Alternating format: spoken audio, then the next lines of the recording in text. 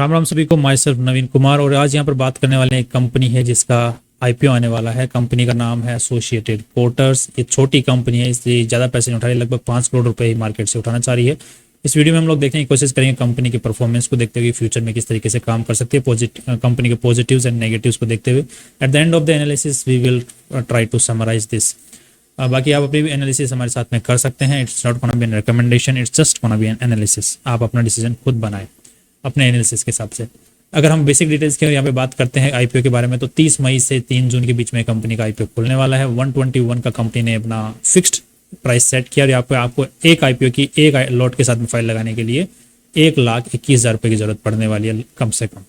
अब यहाँ पे कंपनी 5 करोड़ 11 लाख रुपए उठा रही है, जिसके बदले कंपनी ने खुद की जो वैल्यू लगाई है वो 16 करोड़ रुपए लगाई। तो यहाँ पर कंपनी लगभग 30% अपनी कंपनी का, जो प्रमोटर लोग हैं वो लगभग अपनी कंपनी का 30% मालिकाना हक पब्लिक को दे रहे हैं इस आईपीओ के थ्रू, जिसके बदले 5 करोड़ रुपए 11 लाख रुपए उठा रहे हैं। नेक्स्ट अगर देखते हैं कंपनी आज के दिन करती क्या है। सो कंपनी एक पाउडर कोटिंग सर्विसेज प्रोवाइड करने का काम करती है। ये यूजुअली एल्यूमिनियम के ऊपर में कोटिंग होती है। सो ये आज के दिन अगर देखा जाए तो ईस्टर्न इंडिया के अंदर में एक बड़े प्लेयर, की प्लेयर के नाम के साथ में उभर रहे हैं, ऐसा कंपनी बोल रही है। राइट, ये किस टाइप से काम करती है, जैसे अगर इनकी हम वेबसाइट के ऊपर में चेक कर लेते हैं तो ये बंदा जैसे यहाँ पे कोटिंग करता हुआ दिख रहा होगा आपको, जो कि एक मेटल शीट है। मेटल शीट के ऊपर में एक कोटिंग कर रहा है पाउडर की। तो अपने गाड़ियों के ऊपर में यूजुअली कोटिंग की देखी होगी, काफ़ी अच्छी चमकती है। तो हम यूजुअली देखते हैं तो हम घर पे पेंट करते हैं, इतना नहीं चमकता है। तो इस टाइप से जो पाउडर कोटिंग होती है उसमें एक तो काफ़ी सारे फायदे होते हैं, ये तो चमकता भी अच्छा है। अभी ये सरफेस कितना मस्त लग रहा है। सो बेसिकली पाउडर कोटिंग का काम कंपनी करती है। इसके आज के दिन मैन्युफैक्चरिंग, वो जो हब है जहाँ पर मैन्युफैक्चरिंग फैक्ट्री है जो जहाँ पर कंपनी काम कर रही है। एंड साथ में ही एक ऑटोमेटिक इनके पास में सिस्टम भी लगा हुआ है इनके, जहाँ पे ये ऑटोमेटिक पूरा पाउडर कोटिंग का काम चलता है इनके प्लांट के अंदर में, और साथ में ही मैनुअल काम भी ये दोनों करते हैं।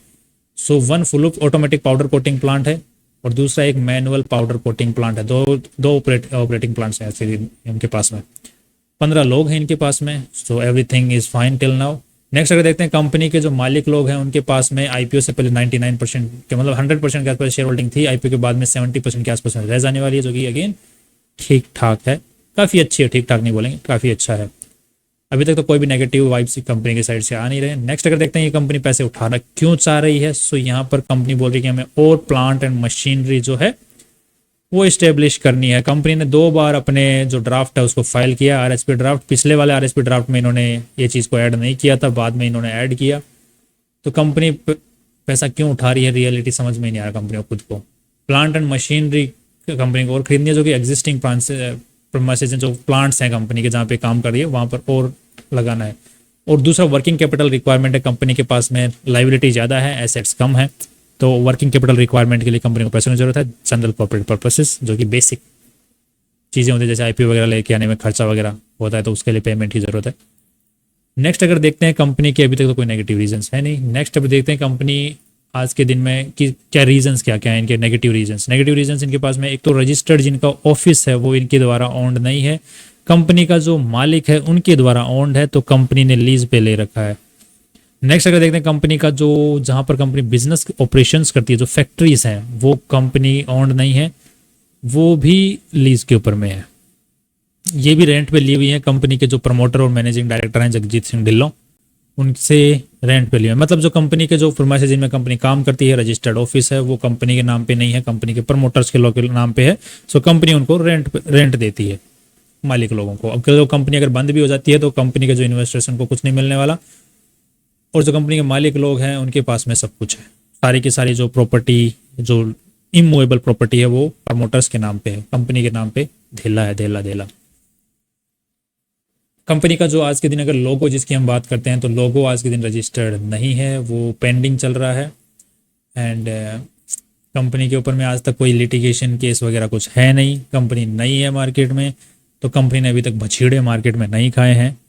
अब एक्चुअली क्या देखा जाता है, कई बार लिटिगेशंस वगैरह, ये इनको मैं कई बार नेगेटिव भी नहीं मानता, इतना इनका पॉजिटिव वे में लेता हूँ। अब होता है कि लिटिगेशन किस टाइप का है, राइट। छोटे मोटे जैसे टैक्सेस वैक्सेस के लिटिगेशंस वगैरह होते हैं, तो वो होने चाहिए कंपनी में। उससे पता चलता है कि हाँ मार्केट में कंपनी उतरी है, काम किया है और इसको बछीड़े लगे हैं, तो उससे एक्सपीरियंस मिला है। इस कंपनी को अभी तक ऐसा कुछ भी नहीं मिला है। ये नई कंपनी है। अभी इनकी हम लोग सेल्स को अगर चेक करेंगे यहाँ पर, सेल्स डेटा को, तो यहाँ पर देख पाएंगे कि 2021 तक तो इनकी कोई सेल ही नहीं थी, राइट। अभी 3 साल पहले तक तो कोई सेल ही नहीं थी। अभी 2 साल पहले इनकी सेल शुरू हुई है। 2022 के अंदर में इनकी अचानक से सेल बढ़ गई। सेल कितनी बढ़ी, सीधे 1,39,00,000 की इन्होंने सेल कर दी। अब ध्यान से एक चीज चेक करना, 2022 के अंदर में इनकी सेल हुई कितनी, 1,39,00,000 की। पूरा का पूरा ट्रेड रिसीवेबल रह गया। तो जितना काम किया 2022 में, एक भी पैसा इनके पास में रिकवर नहीं हुआ, सारा का सारा उधारी पे पड़ा हुआ है। उसके बाद में अगले साल इन्होंने फिर काम किया, राइट। यहाँ पर नीचे देख लेते हैं, यहाँ पर फिर काम किया जो कि 3,58,00,000 का इन्होंने काम किया 2023 के अंदर पूरे साल में, जिसमें से कंपनी ने नेट प्रॉफिट निकाला कितना, 54 लाख रुपए निकाला नेट प्रॉफिट। फिर अगले साल फिर कंपनी ने काम किया। अभी 6 महीने का डेटा है यहाँ पर, जिसमें 2,32,00,000 का कंपनी ने 6 महीने में काम कर लिया। अब इसका अगर हम प्रोजेक्शन बेसिस पे लेते हैं तो 4,60,00,000 का कंपनी काम कर लेगी, जिसके बदले कंपनी जो है 66 लाख रुपए कमा लेगी। नाउ दैट्स अगेन गुड, मतलब जंप अच्छा है यहाँ पर, ठीक है। द नेगेटिव रीजन मुझे ये लगता है कि कंपनी ने 2022 में जब स्टार्ट किया था सारा का सारा ही ट्रेड रिसीवेबल्स, ठीक है। उसके बाद तो ठीक है रिकवरी हो रही है, बट फिर भी ट्रेड रिसीवेबल्स थोड़े थोड़े बढ़ रहे हैं। अब यहाँ पे देखा जाए तो यहाँ पर 1,35,00,000 थे, फिर 1,50,00,000 हो गए। तो यहाँ पे कितने बढ़े, 15 लाख रुपए। और यहाँ पे कंपनी ने कमाई कितने, 54 लाख रुपए। Now that's again good, okay. मैं मानता हूँ कि नेट प्रॉफिट जो होते हैं वो हमेशा ज्यादा होने चाहिए, ना कि आपकी उधारी रह जाती है उससे, ताकि आपका बिजनेस चलता रहे, ये मेरा मानना है। इसके अलावा अगर हम कंपनी के करंट लाइबिलिटीज को चेक करते हैं तो लाइबिलिटीज भी 16 लाख की लाइबिलिटी है करंट, जो कि इसी साल कंपनी को चुकानी है। क्रेडिटर्स को 97 लाख रुपीस कंपनी को चुकाने हैं, तो ये चुकाने के लिए कंपनी के पास में पैसे हैं। तो यहाँ पे ट्रेड रिसीवेबल्स पड़े हुए हैं, कैश इक्विवेलेंट्स पड़े हुए हैं 66 लाख के। सो पूरे पैसे चुकाने के पैसे कंपनी के पास में नहीं है, इसीलिए कंपनी बोल रही है वर्किंग कैपिटल रिक्वायरमेंट। नेक्स्ट अगर लॉन्ग टर्म की बोरोइंग कंपनी बढ़ाते ही जा रही है। नाउ दैट्स अगेन थोड़ा सा नेगेटिव है। तो पूरे बैलेंस शीट की जो साइज है वो 3,70,00,000 की ही है, ज्यादा बड़ी बैलेंस शीट की साइज यहाँ पर है नहीं। जिसमें से भी ट्रेड अगर हम लोग बात करते हैं तो सिर्फ 1 करोड़ रुपए ही लगे हुए हैं, जिनमें इन्वेस्टर्स का पैसा है 1 करोड़ रुपए, और 5 करोड़ रुपए अभी और हो जाएंगे। तो ये लगभग 6 करोड़ रुपए इन्वेस्टर्स का पैसा होगा कंपनी के अंदर में।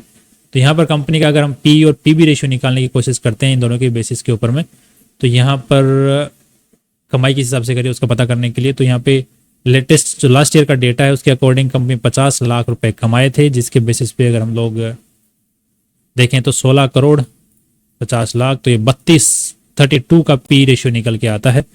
साथ में ही 32 का पी रेशियो निकल के आता है, जो कि हायर साइड में है। नेक्स्ट अगर देखेंगे कंपनी का पीबी रेशियो, तो 5 करोड़ रुपए यहाँ पे हैं, 1 करोड़ रुपए पहले से इनके पास में नेटवर्थ है, ये 6 करोड़ रुपए हो गए। तो 6 को 6 × 18, तो लगभग 2.78 का पीबी रेशियो आ रहा है, क्योंकि दोनों ही नेगेटिव साइड में है। दोनों ही नेगेटिव साइड में मैं क्यों बोल रहा हूं कि कंपनी के पास में अपना खुद के कोई एसेट्स नहीं है। कंपनी सिर्फ एक, मतलब ये समझो कि किराए के ऊपर में एक फैक्ट्री ले रखी है, जो किसी ने कंपनी शुरू की है उसने किराए पे खुद का ही मकान को किराए पे दे दिया, कंपनी खड़ी कर दी, खुद ही मालिक है, और वहां पर 2-4 वर्कर्स को हायर कर लिया है, वहां पर वो पेंटिंग का काम करते हैं।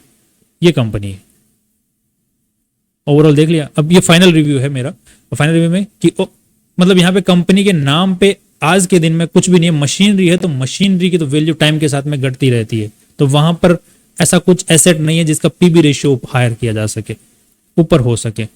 हाँ, कंपनी की सेल यहाँ पर हो रही है, दिख रहा है कंपनी की सेल हो रही है, आज के दिन तो हो रही है, आप दिखा रहे हो। इसका कोई प्रमाण नहीं है कि फ्यूचर में होती है, क्योंकि यहाँ पर आपने 2022 में अचानक से शुरू किया, सिर्फ 2 साल का यहाँ पर हमारे पास में डेटा है, 1 साल 2 साल और तीसरे साल का भी पूरा डेटा है नहीं हमारे पास में, राइट। और पहले साल का जो डेटा है उसमें पूरा का पूरा उधारी है। तो अब यहाँ पे एक्चुअली सेल कितनी हुई है, रियलिटी क्या है, पहले का कोई पास्ट रिकॉर्ड हो, ट्रैक रिकॉर्ड हो, तो उससे पता चल सके कि कंपनी क्या करती हुई आई है। क्योंकि कंपनी 2017 से खुली हुई है, 2017 के बाद में कंपनी ने 2021 तक क्या कुछ भी नहीं किया, बस कंपनी पड़ी थी। अब आईपीओ के अंदर में लिस्ट होने के लिए कंपनी को कम से कम 2-3 साल का डेटा चाहिए होता है, तो उसके लिए कंपनी ने यहाँ पे 2-3 साल का डेटा दिखा दिया, उससे पहले का एक भी सेल नहीं है। तो ये आईपीओ लेके आने के लिए कंपनी खुली हुई है कि कंपनी का काम है कि हमें कुछ काम करना है, क्योंकि कंपनी के नाम पे कुछ एसेट है नहीं, पूरा का पूरा मालिकों के नाम पे है, जिसको उधारी पे दे दिया। उधारी पे लेके क्या दिखाया गया है कि पेंट करने का काम करते हैं, सर्विस देने का काम करते हैं, पाउडर कोटिंग करते हैं, ठीक है, पाउडर कोटिंग करते हैं, बस बतेरे लोग करते हैं, राइट। तो यहाँ पे मुझे कुछ बिजनेस नहीं दिख रहा है, यहाँ पे मुझे सिर्फ ऐसा दिख रहा है कि एक कुछ लोग हैं जिन्होंने एक कंपनी खड़ी की और पैसा उठाने की कोशिश कर रहे हैं, और वो भी 5 करोड़ रुपए उठा रहे हैं, जिसमें से भी लगभग आपने जो जितने भी शेयर्स हैं उनका 5% जो है बिचौलियों को दे दिया कि हमारा, तुम यार कुछ करो यार, बढ़ाओ थोड़ा शेयर को, देखना। अब ये तो या तो अपने भाई लोग बहुत भोले हैं, क्योंकि मार्केट में आज के दिन ये जो लीड मैनेजर्स हैं, ये आईपीओ लेके आने वाले, ये बहुत सारी कंपनियां मार्केट में खुल गई हैं जो कि हर गली गली पर्चा लेके घूम रही हैं। कोई आईपीओ खुलवा लो, आईपीओ खुलवा लो, जैसे सब्जी मंडी में सब्जियां नहीं खरीद बेचते हैं, वे गली गली घूम रहे, वैसे ही आईपीओ खुलवा लो, आईपीओ खुलवा ले घूम रहे। किसी कोई भी बंदा इनको दिख जाता है, हाँ हमें आईपीओ खुलवाना है हमारी कंपनी का, हाँ लो लो सर अपने डॉक्यूमेंट्स दो, इस तरीके से आईपीओ। इंस्टाग्राम पे एड्स आ रहे हैं इनके। अब इंस्टाग्राम पे कौन ऐड करता है भाई, एक एसएमई का।